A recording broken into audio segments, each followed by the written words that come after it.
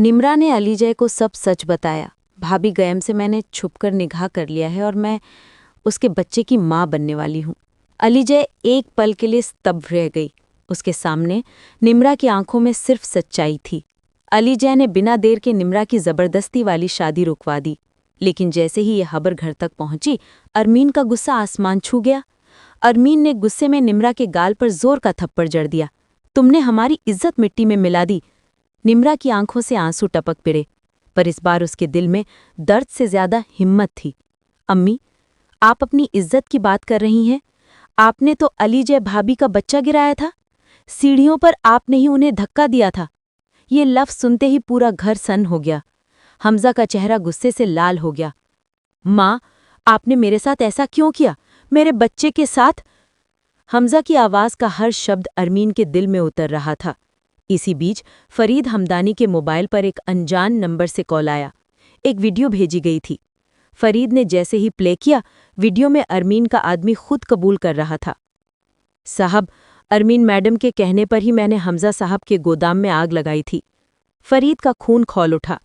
उसने बिना एक सेकंड सोचे पुलिस को कॉल कर दिया। थोड़ी ही देर में पुलिस घर पहुंच गई। फरीद ने सारी वीडियो पुलिस को सौंप दी और पुलिस ने अरमीन को गिरफ्तार कर लिया। अरमीन सबके सामने हाथ जोड़कर माफी मांग रही थी, लेकिन इस बार किसी ने उसकी तरफ देखा तक नहीं। उधर दूसरी तरफ मॉल में एक और तूफान उठ रहा था। अरीशा शॉपिंग कर रही थी जब उसने दूर से सिकंदर को किसी लड़की के साथ हंसते बतियाते देखा। उसका दिल टूट गया। घर वापस जाकर उसने बिना कुछ कहे अपना सामान पैक किया और सीधा अपनी माँ शाहीना के घर पहुंच गई। रोते हुए बोली, अम्मी, सिकंदर अभी भी दोहरी जिंदगी जी रहा है। लड़कियों के साथ घूमता है। मैंने अपनी आंखों से देखा है। अगली सुबह सिकंदर को खबर मिली कि शाहीना ने अपनी सारी इन्वेस्टमेंट वापस ले ली है। वो उनके घर भागा, लेकिन अरीशा ने उसे धक्के मारकर बाहर निकाल दिया। जिस कंपनी का वो मालिक था, उसके निवेशकों ने एक-एक कर उससे हाथ खींच लिया। उसी समय उसे याद आया कि जैसा उसने अनुषा के साथ किया था, आज वही उसके साथ हो रहा है। सिकंदर ऑफिस में अकेला बैठा था, टूटा हुआ। तभी ऑफिस का दरवाज़ा जोर से खुला। हाफिज साहब की बीवी सलमा उनके साथ, पुलिस और सबसे आगे अलीजय। सिकंदर का रंग उड़ गया। पुलिस अफसर ने आगे बढ़कर सिकंदर के हाथ में हथकड़ी डाल दी। सिकंदर चिल्लाया, ये सब झूठ है, मैंने कुछ नहीं किया। पर अलीजय शांत थी। उसके चेहरे पर वो सुकून था जो इंसाफ मिलने पर आता है। जैसे ही सिकंदर को ले जाया जा रहा था, अलीजय उसके सामने खड़ी हो गई। सिकंदर घूर कर बोला, तुम आखिर हो कौन? मेरे पीछे क्यों पड़ी हो? अलीजय के होठों पर हल्की ठंडी मुस्कान आई।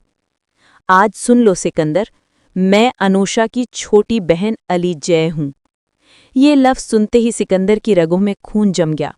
उसकी आंखों में परेशानी, घबराहट और डर साफ दिख रहा था। पुलिस उसे ले गई और जेल में उसकी हालत देखकर डॉक्टर ने उसे मानसिक वार्ड में भर्ती करवा दिया। उधर फरीद हमदानी का दिल अब निम्रा के लिए पिघल चुका था। उसने दाइम को घर बुलाया। दाइम पूरे अदब से उनके सामने बैठा। फरीद ने निम्रा को बुलाया और कहा, बेटा, अगर तुम खुश हो तो मुझे ये निकाह कबूल है। निम्रा की आंखों में आंसुओं के साथ मुस्कुराहट चमक उठी, क्योंकि वो दाइम के बच्चे की माँ भी बनने वाली थी। तभी अचानक अलीजय को चक्कर आने लगे। फरीद घबराकर डॉक्टर को घर बुलवाते हैं। डॉक्टर ने अलीजय का चेकअप किया और खुशी से बोली, मुबारक हो अलीजय, फिर से माँ बनने वाली है। ये सुनते ही हमजा का चेहरा खिल उठा। घर के सभी लोग खुशी से झूम उठे। अरमीन, जो सजा भुगत कर वापस आई थी, चुपचाप दरवाजे के पास खड़ी रो रही थी। उसने डरते हुए अलीजय से कहा, मुझे माफ़ कर दो प्लीज़। अलीजय आगे बढ़ी और उसे गले लगा लिया।